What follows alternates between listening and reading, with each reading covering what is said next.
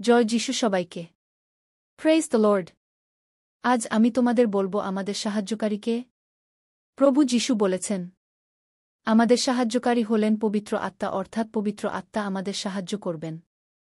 যোহন 14 অধ্যায় 26 পদে যিশু বলেছেন, সেই সাহায্যকারী অর্থাৎ পবিত্র আত্মা যাকে পিতা আমার নামে পাঠিয়ে দেবেন, তিনিই সব বিষয়ে তোমাদের শিক্ষা দেবেন, আর আমি তোমাদের যা কিছু বলেছি সেই সব তোমাদের মনে করিয়ে দেবেন।